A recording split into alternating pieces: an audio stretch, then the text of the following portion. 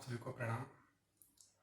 आज का हमारा विषय है, आज हम बात करेंगे धर्म क्या है और धर्म की परिभाषा क्या है। धर्म का अर्थ ही होता है दी ला। परमात्मा एक नियम है। यदि परमात्मा एक नियम है तो फिर आपका आचरण मूल्यवान हो जाता है। फिर आपको अपने आप को बदलने के सिवा और कोई उपाय नहीं है। आपको अपने आप को बदलना ही होगा। परमात्मा के नियम के अनुकूल चलना ही पड़ेगा। और यदि परमात्मा कोई व्यक्ति है तो फिर प्रार्थना मूल्यवान हो जाता है। फिर आपको परमात्मा की प्रार्थना, उसकी स्तुति, उसकी खुशामद करनी पड़ेगी। फिर परमात्मा यदि खुश होगा तो आपको भी खुश रखेगा। और यदि आप परमात्मा की स्तुति, परमात्मा की प्रार्थना, परमात्मा की खुशामद यदि आप नहीं करते हो तो परमात्मा आप पर हो जाएगा क्रुद्ध, आप पर हो जाएगा नाराज और आपको देगा दुख। फिर तो ये हो गया पक्षपात। और याद रखना, परमात्मा कभी भी पक्षपात नहीं कर सकता है। तो परमात्मा कोई व्यक्ति नहीं है, कोई ऊपर बैठा हुआ है। परमात्मा एक नियम है। जब आप उस नियम के अनुकूल हो जाते हो तो जीवन में फिर कभी दुख नहीं मिलता, कभी कोई पीड़ा नहीं होती है। दुख पीड़ा इसीलिए होती है आपके जीवन में कि आप जीवन के नियम के प्रतिकूल कुछ ऐसा कर रहे हो जिसके कारण आप फिर दुख पाते हो, पीड़ा पाते हो। जैसे ग्रेविटेशन का नियम है, फिर नियम सबके लिए है, फिर चाहे जानवर हो फिर चाहे कोई इंसान हो। यदि आप देख कर चलते हो तो फिर ठीक है, आपका हाथ पैर ठीक ठाक रहेगा, सलामत रहेगा। यदि आप देख कर नहीं चलोगे, उछलते कूदते चलोगे तो फिर आप गिरोगे भी, आपके हाथ पैरों में चोट भी लगेगी, शायद हाथ पैर फ्रैक्चर भी हो सकते हैं।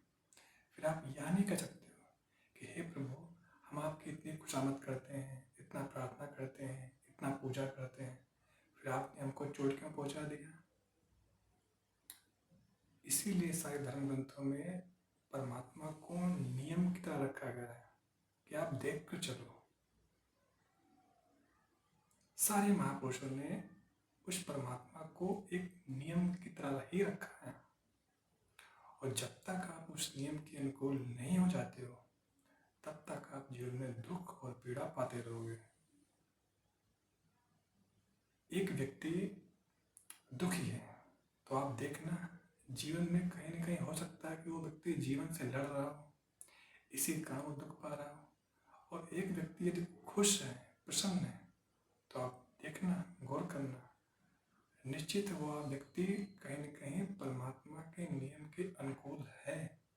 इसी कारण वह व्यक्ति खुश भी है, प्रसन्न भी है। और फिर नियम होता है। नियम में ऐसा नहीं होता है कि आपके लिए नियम अलग होगा, हमारे लिए नियम अलग होगा। सबके लिए एक ही नियम है।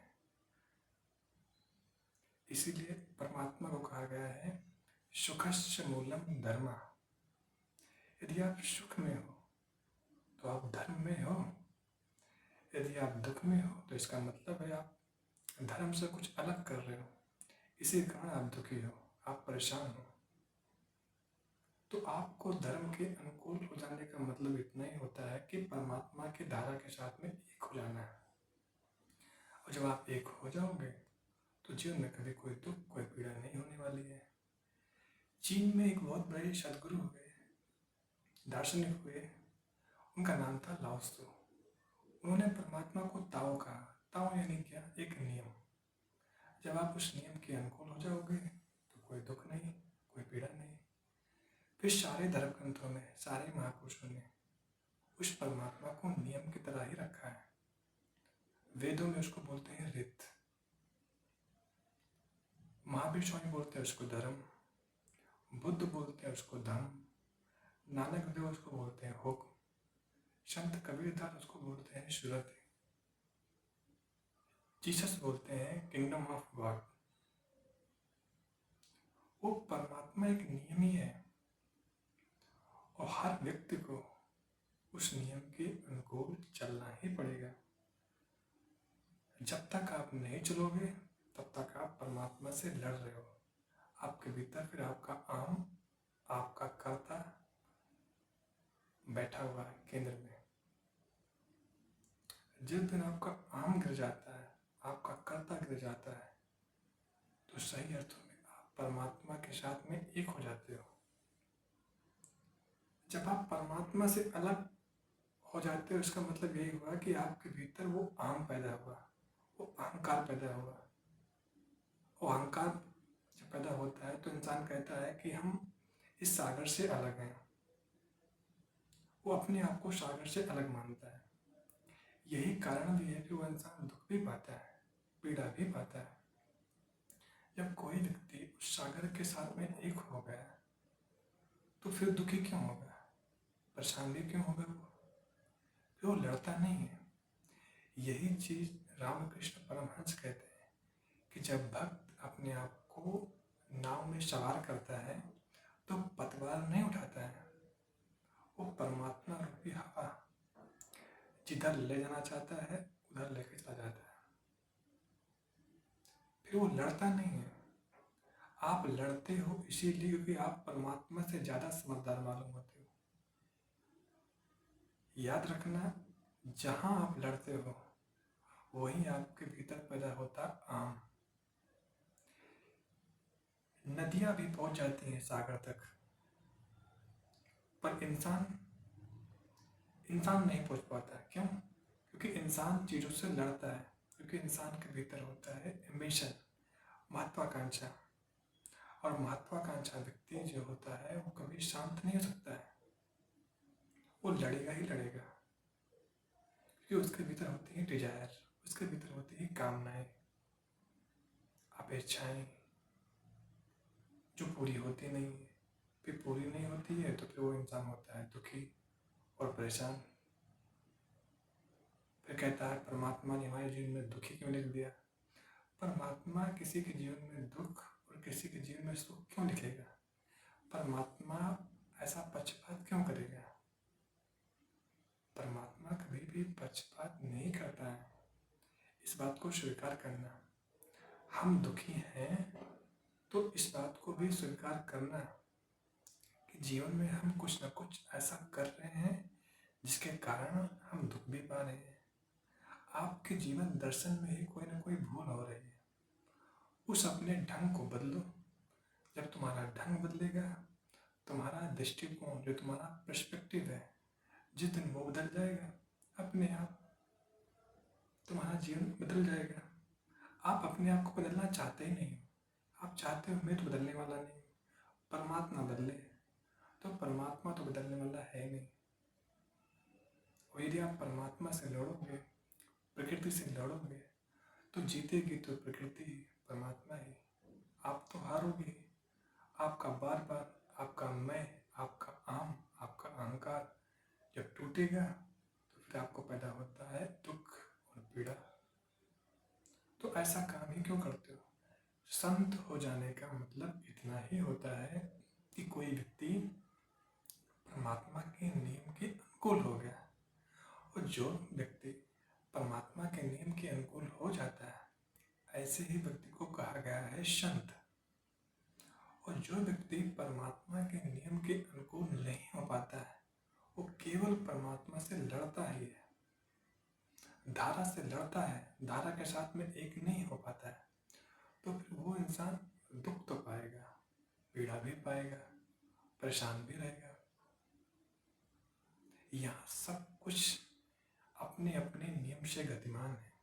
सूर्य हो, चंद्रमा हो, पृथ्वी हो, ग्रह हो, नक्षत्र हो, सब एक नियम में लयबद्ध है। हर एक इंसान हो, पशु हो, पंछी हो, सब अपने स्वभाव में स्थित है। केवल मनुष्य को छोड़ दिया जाए तो मनुष्य अपने स्वभाव से बिल्कुल अलग हो गया, अलग थलग हो गया। उसकी जो एक भीतर की जो सामंजस्य है, जो हारमोनी है, वो टूट गया। उसके जो तार हैं छिन्न भिन्न हो गए। और जब आप छिन्न भिन्न हो जाओगे तो दुखी तो होगे ना, परेशान भी होगे। इसीलिए पहले तो जो आपके जीवन में इतने सारे जो संस्कारों की जो परत है, एक एक परतों को हटाना होगा। उस हटाने का केवल एक ही मार्ग है, आप ध्यान में बैठो, ध्यान में उतरो। जितने आपके ध्यान में गहराई बढ़ेगी, धीरे धीरे आपके जो एक एक विचारों के जो बादल हैं, जितना विचारों के बादल आपके कटते जाएंगे, उतने ही आपके जीवन में शांति भी उतरती जाएगी। जिस दिन आपके विचारों के सारे बादल हट जाएंगे, आपके जीवन में एक परम शांति घटित होती है। तो पहले तो अपने विचारों के बादल को हटाइए, आप ध्यान में उतरिए। जब आप ध्यान में उतर जाओगे तो अपने आप धर्म को उपलब्ध हो जाओगे। धर्म को उपलब्ध हो जाने का मतलब इतना ही हो गया, धर्म बस एक ही परिभाषा कीजिए, सुखस्य मूलम धर्म। यदि आप सुख में हो तो निश्चित है आप धर्म में हो। एक बच्चा पैदा होता है तो बिल्कुल खुश होता है, प्रसन्न होता है। माँ ने उसको दूध पिला दिया, भोजन करा दिया, उसको पालने में डाल दिया, बच्चा बिल्कुल खुश है, बिल्कुल प्रसन्न है, कोई दुख नहीं, कोई पीड़ा नहीं। वही बच्चा जब धीरे धीरे बड़ा होता है तो समाज, परिवार, शिक्षक हर तरह से उसके दिमाग को कर देते हैं कंडीशनिंग, संस्कारों से भर देते हैं। वही संस्कार फिर आपको हिंदू बनाएगा, मुसलमान बनाएगा, सिख, ईसाई, जैन, बुद्ध बनाएगा।